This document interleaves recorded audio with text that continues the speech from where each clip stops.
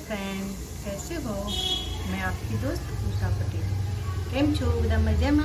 तो देखो आज मैं अपराजिता की बेल को सीड से कैसे ग्रो करें वो मैं आज आपको सिखाती हूँ। मेरे पास अपराजिता की बेल के सिंगल पेटल और डबल पेटल दोनों में आती है, और जो पर्पल कलर के ये मेरे सब मैंने सीड से ग्रो किए हैं। इसलिए इसके लिए मैंने सबसे पहले वेल ड्रेन मिट्टी बनाई है।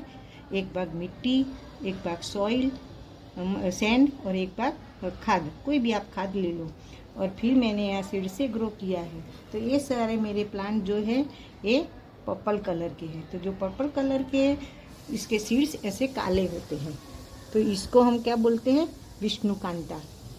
और दूसरे जो आती है वाइट कलर की, तो इसका सीड्स देखो ऐसा होता है। तो वाइट कलर की जो प्लांट उगते हैं उसको लक्ष्मीकांता बोलते हैं, और जो पर्पल कलर के आते हैं उसको विष्णुकांता बोलते हैं। विष्णु और लक्ष्मी दोनों को साथ में लगाना चाहिए। और इससे हमें क्या फ़ायदा मिलता है, हमारे लिए क्या बेनिफिट है, ये मैं आपको सब बताती हूँ। और ये तो एक श्रद्धा का विषय है, ये शुभ प्लांट माना जाता है। भगवान शंकर को इसका पुष्प बहुत प्रिय होता है। और जब हम सीड्स लगाए तो इसका गुरुवार और शुक्रवार के दिन के हम लगाएंगे तो हमारे लिए बहुत अच्छा बेनिफिट रखता है। ये आज मैं जो आप बताती हूँ वो तो एक श्रद्धा का विषय है। तो इसलिए मैं बोलती हूँ कि जैसे मानो तो मैं गंगा माँ हूँ, ना मानो तो बहता पानी। जो हमें श्रद्धा है तो हमें उसको माँ बोलते हैं, गंगा मैया, इसका पानी हमारे लिए पवित्र है। और नहीं मानते हैं इसके तो वो एक बहता पानी है। तो ऐसे इसी प्लांट को हम शुभ प्लांट मानते हैं। इसका क्या क्या हमारे लिए फ़ायदे हैं, क्या बेनिफिट है, वे मैं सब आपको बताती हूँ। तो ये मैंने, और मेरे पास सीड्स है, मैं बस ऐसे ही डाल देती हूँ। तो ये सारे जीरे हैं, ये सब विष्णुकांता के पर्पल कलर के हैं, और ये सारे वाइट है जो लक्ष्मीकांता है। तो मैं इसको इधर एक जगह में आमने सामने दोनों को मैं रखना चाहती हूँ। तो मैं बस थोड़ा धीरे धीरे से ऐसे दबा देती हूँ। और अभी बारिश की मौसम में वो सीड से अच्छे से ग्रो हो जाता है। अपराजिता, अपराजिता का मतलब है कि जिसे कोई हरा नहीं सके, इसलिए हमें हमारे गार्डन में उसको ऐड करना चाहिए। अभी हमें हमारे गार्डन में इस प्लांट को हमें कहाँ रखना चाहिए, तो इसका हमें ज़्यादा से ज़्यादा फ़ायदा होता है।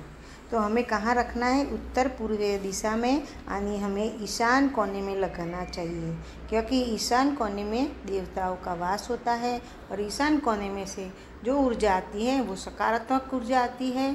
तो हमारे घर में हमेशा खुशियाँ, आनंद बनाए रहेंगे। और हमारे घर की सकारात्मक ऊर्जा आने से क्या होता है कि हमें सफलता मिलती।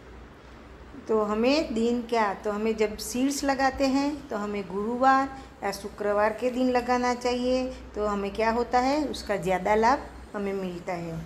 लक्ष्मीकांता, विष्णुकांता से क्या होता है, तो उसके धन लाभ होने के लिए हमें क्या करना है, तो इसके 11 फूल लेके सोमवार या शुक्रवार के दिन हमें शंकर भगवान को चढ़ाना चाहिए, मतलब भगवान को अर्पण करना चाहिए। तो हमें धन लाभ होता है।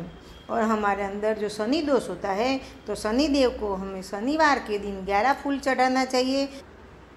और हमारे घर में नकारात्मक ऊर्जा होती है तो उसको दूर करने के लिए हमारे घर के मुख्य द्वार पे हमें 11 फूल रखना चाहिए।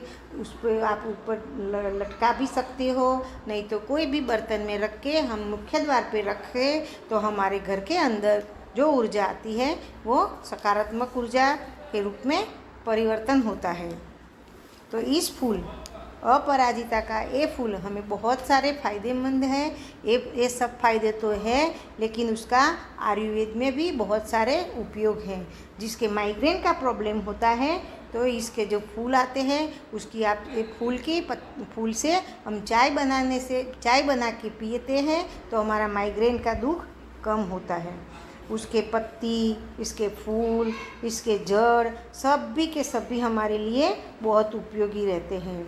उसके जड़ जो होते हैं उसको हम लसोट के इसका पाउडर बना के हम गुलाब जल के साथ मिला के हम हमारे स्किन पे लगाते हैं तो हमारी स्किन जो होती है इसके ऊपर एकदम निखार आता है।